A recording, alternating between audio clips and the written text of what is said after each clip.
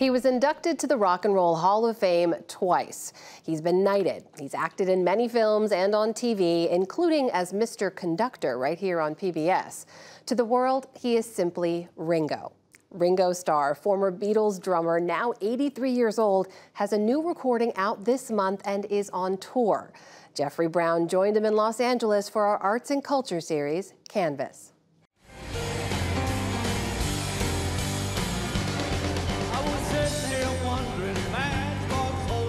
He's youthful and fit, as recognizable as when the Beatles first took the world by storm nearly 60 years ago, performing with his own all-star band, which he's led in various forms since 1989, and now releasing a new EP titled Rewind Forward.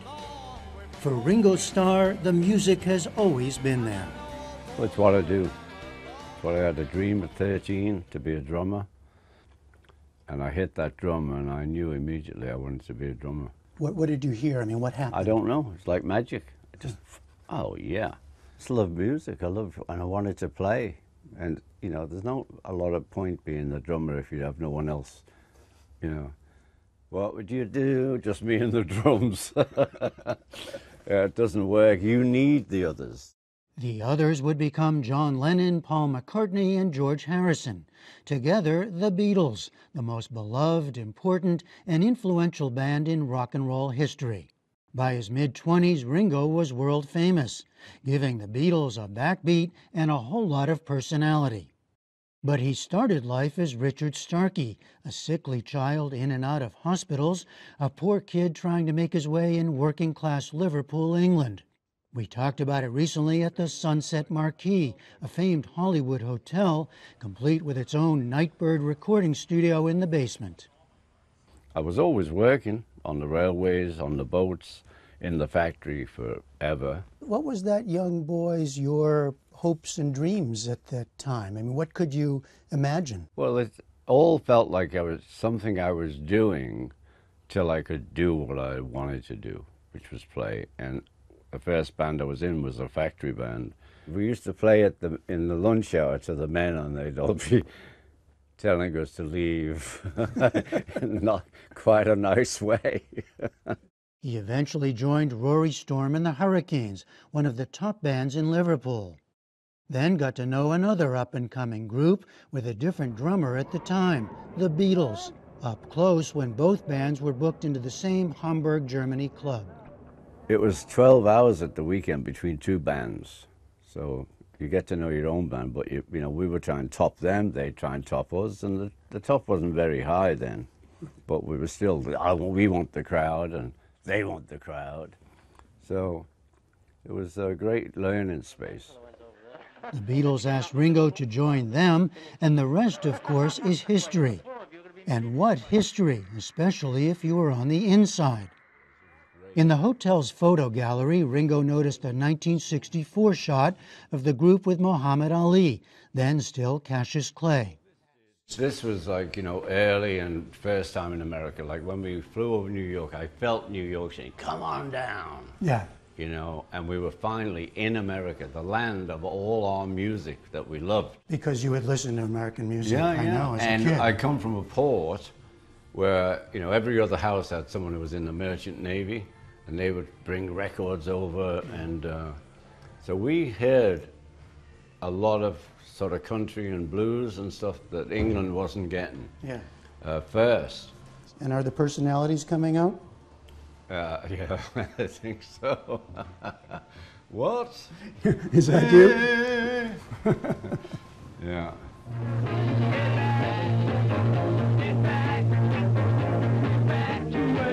They would have nearly 8 years together, countless hit songs, epic-changing albums, fun-filled films. Everyone knew the Beatles, the music and the individuals. For Ringo, who grew up an only child, it was as personal as could be. We had 3 brothers, and we were very close, and besides the touring, when, you know, we always shared a room, we only ever got 2 rooms. It was important, and I think it's part of our makeup, that we stayed together and were closest and really got to know each other and knew where we're coming from. And that certainly happened. Ringo, behind his drum kit, sang several songs written by the others, including this one. I get high with a little help from my friends.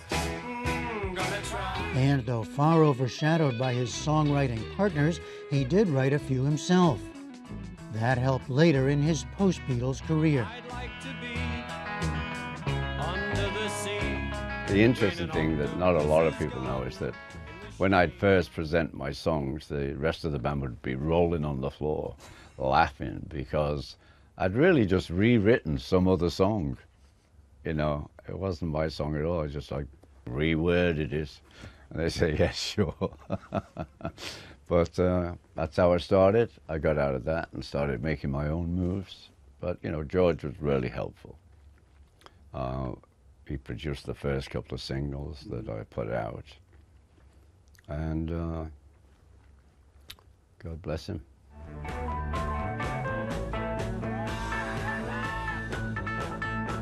The Beatles' end in 1970 is much discussed, much debated.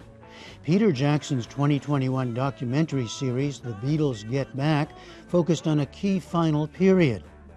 Most important to Ringo, who says he loved the film, capturing their closeness as well as the tensions. Peter Jackson was going to do it. He'd hook up in LA several times, and you know, we'd find parts, and I kept telling him, we were laughing, we were brothers, we had arguments, we had fun, and we're playing with each other and having, you know, not all that dark. And you wanted that to come through. And I wanted to come through like it's a real band. After the breakup, each Beatle went solo. Ringo, now his own frontman, had a string of hits, including It Don't Come Easy. In fact, he says, it didn't. You've also talked about some of the difficulties there, including struggles. When it was first split up, I sat in the garden wondering what to do. It was like, that's it now. You know, you're so used to that job, and we worked a lot. But then suddenly, well, it's over, and it's really over.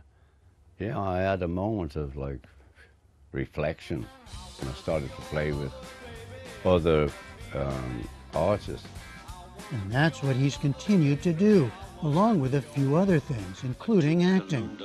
He met his wife Barbara Bach while working together on the 1981 movie Caveman. This new train schedule is Tommy Rot, Balderdash and Cuckoo. And he played Mr. Conductor on the children's series Shining Time Station. He marks his birthday every year with a peace and love celebration. That, he says, is his one birthday wish. And most of all, the music endures. Our audiences are bigger than they were and younger than they were. It's really weird, you know, far out. And we'll see. You know, there's no guarantee, but we're doing it with our heart ablazing. And we started talking about that young boy back in Liverpool. It's far out, isn't it? And here it is, but here you are. I live in LA, you know how far out that is? You know, it's weird. It's weird, but you're still going. I'm still going, yeah. For the PBS NewsHour, I'm Jeffrey Brown in Los Angeles. Peace and love, and the music endures.